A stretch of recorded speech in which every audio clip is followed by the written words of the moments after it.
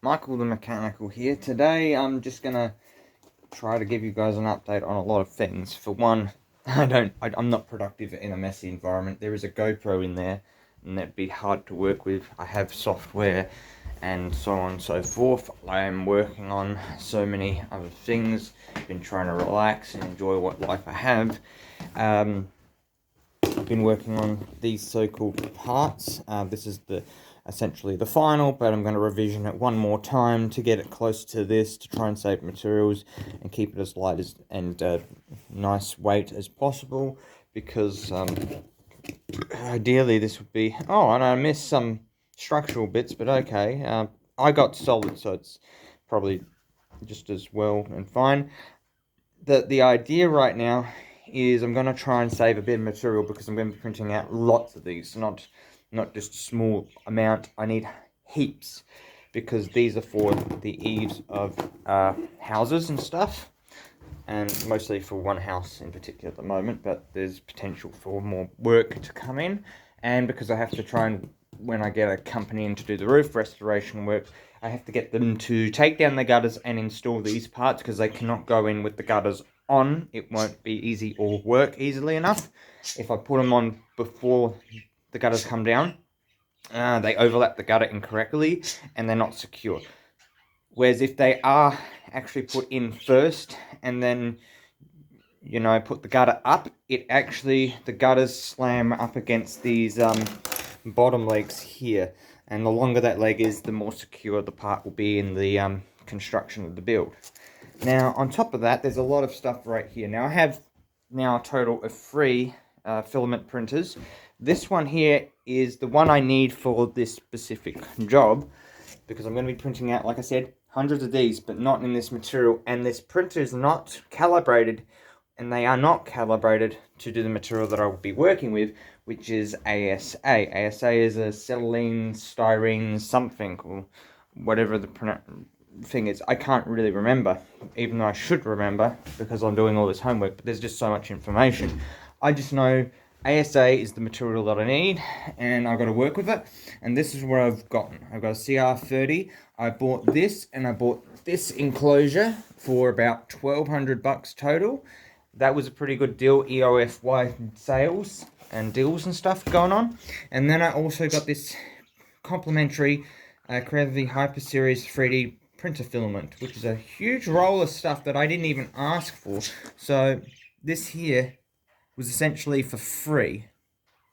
So that was compliments of the company themselves. I didn't pay for that. I didn't even ask for it.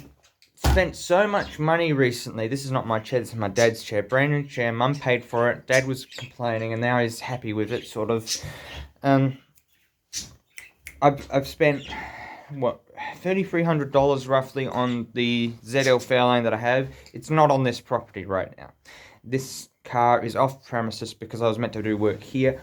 I'm actually running out of money again, and it's annoying that happens, but, you know, cars cost money, everything costs money, and a bulk of the expenses are pretty much paid for. My phone currently that I'm using right now might have a failing motherboard, since it's been giving me a lot of grief recently, so I'm migrating as soon as I can from this device to a new device that will come in the mail probably tomorrow, and it's getting air-shipped here because I can't really afford to have this phone fail on me, because this is my primary. And even though I have a secondary, this one has a lot of legal stuff going on with it, and I have to be very careful with that. So if something does come and hit my parents in the face, I need to be prepared with it, because it has time stamps of everything and when things were concerning in a legal sense. So in a way, this device has the record for when we became familiar with the risks of, you know, some legal matters to come up. And if it came up, like, why did you use this device? The thing is, it's serialized number,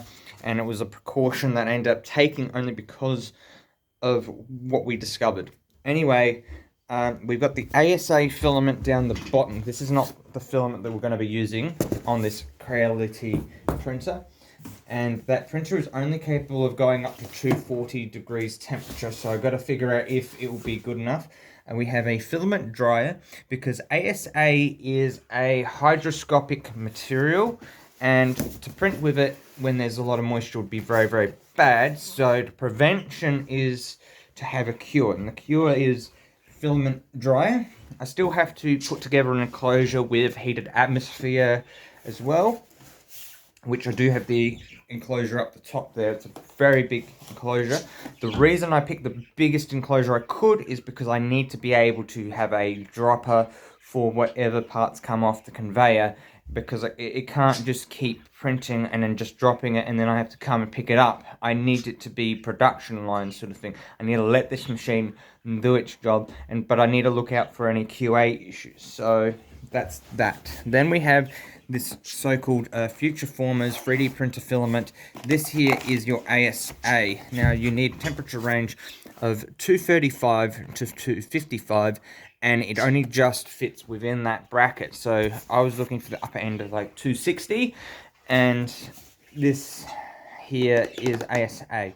So I don't know if I can prove to you that this is ASA, but this is ASA, and this is the Apollo X. So I'm guessing that Apollo X will tell you that it's ASA, and that's all you realistically need to know. I have the problem of where I'm now going to have the problem of calibration. They also, these filaments, as you can see, they have this little satchel of silica beads. And that's to absorb water, to prevent this from absorbing water, because if this absorbs water, then it becomes a material that's harder to print with. So prevention is to always use it in a filament dryer. Now it's not gonna, suck up water so fast, but you need to. This is a material here that not just everyone can just print with. This is not an easy material. This is intermediate. Whereas if you are a beginner, this is ideally a beginner's filament. This is PLA. PLA is one of the easiest, if not the easiest, material to print with. That's why it comes with all DIY printers. And then when you're buying more industrial engineering grade materials, you have to, be more sophisticated with your setup. It's not as simple as that. Even though I'm not even experienced with this stuff, I know the theory behind it, and I've been in the industry to know that there's all this calibration and stuff you have to do in order to get this stuff done. So in a way, I'm a beginner user, but with intermediate knowledge. And I've been around that stuff, and I've seen things go wrong. Even the professionals make mistakes all the time. And I'm getting very close. Like this part here, PLA. Now, I want to explain to you why, if you ever get a 3D printer, if you ever have an issue where you have stringiness or some weird stuff, there's a lot of different reasons for said stringiness. That could be a cloggage issue or something. I think that's from wiping it with a towel, that stringiness there where my finger is. But for me, the issue I had with this was I had a cold spot in my build plate, or it could have even been, as it was printing, a little bit of a blow. Cold air gushes on this. That would cause this material to shrink. And that happened while this was printing. And the defect, it's partially defective over here, but you can't really see the defect, but it is partially there. It was only in the one spot that I had a major defect, and that is it. Everything else was pretty much, spot on for what you expect for this thing to print. There is literally no major defects in this other than that one minor defect. It's pretty good, actually. Now, there might be like a little bit here, but that's also runaway. So that's thermal runaway. That happens when your temperature is not stable or it's too high. And if you end up going higher, you need a higher speed to keep up with the filament. And then if you do a more complicated build, you need to slow everything down because you need to be at a more controlled pace. It doesn't work for more complicated stuff. You can't speed up every single model that you design. You can only do that for simple designs, because if you have a complicated design and say you're always in the same spot, that heat will build up in that same spot. But if you're doing it over a large area and you've got the speed for that, it might be okay, but you need the speed for the heat.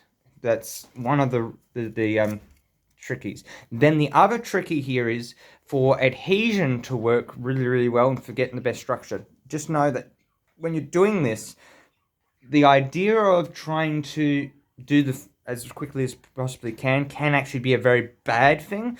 I'm doing it in a way that is sort of bad. it's not too bad because I'm at 111% speed, which is what, gonna be 55 plus 10%, which is like 55, 56 millimeters per second or per minute. That's an extra 6 millimeters I can get of material per minute, which is not too bad as far as I'm aware, unless that's per second. I don't actually know off by heart because I have to really think about it, and I don't have time to think about it right now. So what we can do is call it quits here at this end of this video. I'm going to let you know, health-wise, I'm doing okay. I've had a few setbacks, had a lot of issues. I'm seemingly stable at the moment. I'm still on all my medications that I was previously on. I've had a few jabs in my arms for childhood related illnesses, and I will not be able to do any work on cars till roughly the 10th of March 2024. So any metal related works are off limits to me for now, unless someone else does it. And if I do get some team members for this channel, I feel like we should rebrand the channel. It shouldn't be Michael Mechanical. It should be something, you know, a team-related name. It shouldn't be my name, unless we can do something cool. I don't really know. And honestly, the only reason I haven't really been making videos is because every time I make a video, I don't upload it, and I apologize. All those videos I've actually made never actually made it to see the light of day on the internet. So I have made videos, they don't go up. I even have videos from a couple of years ago building my yellow engine that's in my car. Now that still aren't even online, and I don't even know.